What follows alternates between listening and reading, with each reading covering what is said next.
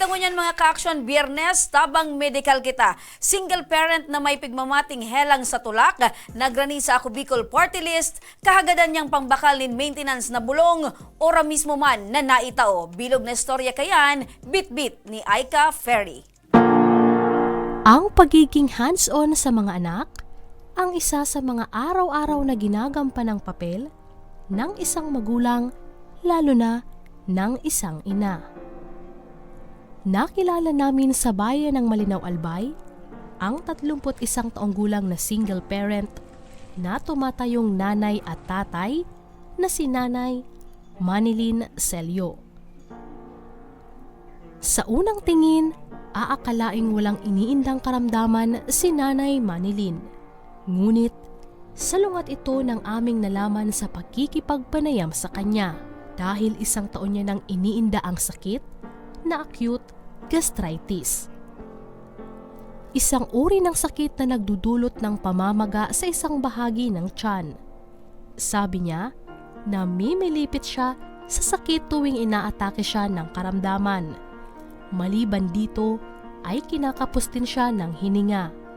Buwan ng Abril nang lumala ang kanyang sakit na naging dahilan upang ma-admit sa ospital. Dagdag pa niya, mahirap ang naging sitwasyon niya noon dahil ang kanyang nag-iisang anak ang tanging nagbabantay sa kanya sa ospital. Pagpapasalamat na lang niya at hindi naging ganun katagal ang pagkaka-admit niya sa ospital. Hindi pa rin maalis kay Nanay Manilyn na mangamba sa kanyang sakit. Subalit, nilalakasan na lamang niya ang kanyang loob. Siguro isip ko pag di ko kinusugon sa buot ko, makahirak sa akin ko kaya ang ginibo ko dawa gari pagmati bagang dipisilo na. Kung perminsan ang manalig sa Diyos. Sabi ko wala man kay ibang matabang. Pero maringan ito so Ako Bicol nagtabang. Bukod sa mga gawaing bahay ay mayroon din siyang maliit na babuyan na pinagkukunan nila ng panggastos. Ngunit, aminado itong kulang pa ang nakukuha niya dito sa pang-araw-araw nilang mga gastusin. Dagdagan pa ang kanyang mamahaling mga gamot. Kaya naman, problema niya kung saan kukuha ng pang-maintenance na gamot. Upang mabawasan ang dinadalang problema ni Nanay Manilyn, natugunan ang kanyang medikal na pangangailangan sa tulong ng Ako Bicol Party List. Congressman Saldi ko po, salamat po sa tabang, pati po sa Ako Bicol, sa gabos pong staff. Sana po, dakol pa po kamo matabangan. Salamat po. Isa sa mga binibigyang importansya ng programang Aksyon Ko Tabang Ora Mismo at Ako Bicol Party List ang mga solo parent tulad ni Nanay Manilyn na mabigyan ng tulong at pag-asa. Yan mga ka-aksyon, si Nanay Manilyn na maski igwaning kamatayan sa buhay, positibo pa man girara. As in, syempre, dakulan pa sa salamat niya sa Ako Bicol Party List. Saludo ako sa imo Nanay Manilyn, sa imo tabing kusog nin buot. Mga ka-aksyon, sarong nanay naman ang nagdulok man sa Ako Bicol Party List para maghagad ning tabang. Alagad bako para sa iya, kundi para sa iyang aking may epilepsy. Natawan man yan ni nasustansya ora mismo. Aramon tag detalye kayan sa storya ni Aika Ferry. Wala nang masasakit pa para sa isang ina na makitang nahihirapan ang kanyang anak. Ganito ang sitwasyon ngayon ng 46 na taong gulang na nanay na si Jocelyn Aringo ng Sorsogon City. Tinamaan ng sakit na epilepsy ang kanyang 18 taong gulang na anak na si Christine. Kwento ng ina, 9 na taong gulang pa lamang si Christine nung magsimula ang sakit. Tuwing inaatake raw ito ay linalagnat ito, kinukumbulsyon, hinihimatay at nangingitim ang mga kamay at balat ng dalaga. Nang dahil sa kondisyon ni Christine, ay hindi na ito nakapagpatuloy sa pag-aaral.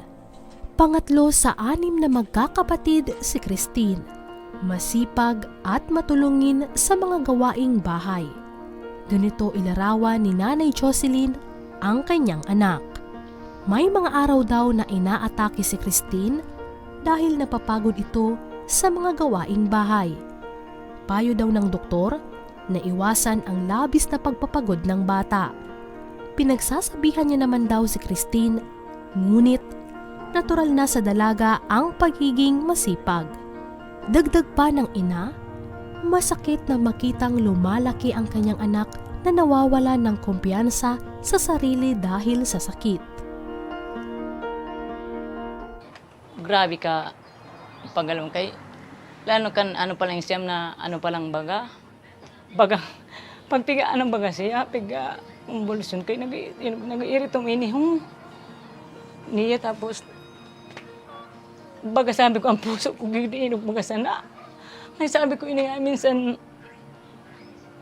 minsan di ko na maisip kung paano. Parehong magsasaka ang mag-asawa.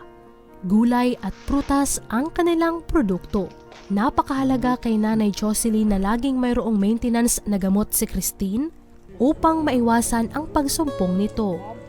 Ngunit aminado siyang hindi pa rin sapat ang kanilang kinikita upang matustusan ang gamot ni Christine. Upang maibsan ang problema ni Nanay Jocelyn, natugunan ng programang Action Ko Tapang Ora mismo ang medikal na pangangailangan ng kanyang anak sa tulong ng Ako Bicol Party List.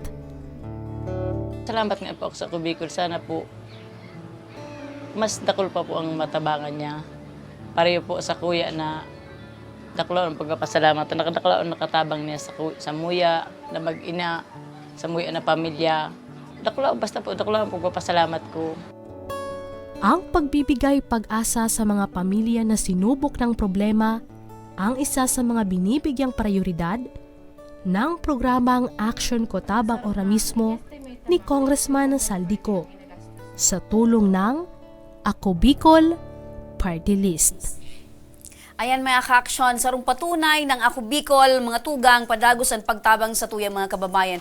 Ang helang kaya nga epilepsy, saro iyan na helang na apektado ang central nervous system kan mga tao kay nagkakaigwaning seizure. Pero mga tugang, dahil sa tabang kan Ako Bicol Party List, positibo giraray ang pag-iisip ni nanay. Anyway, iyan tabi mga ka-aksyon, sa tuyang obheto makatabang para sa tuyang mga kababayang Bicolano.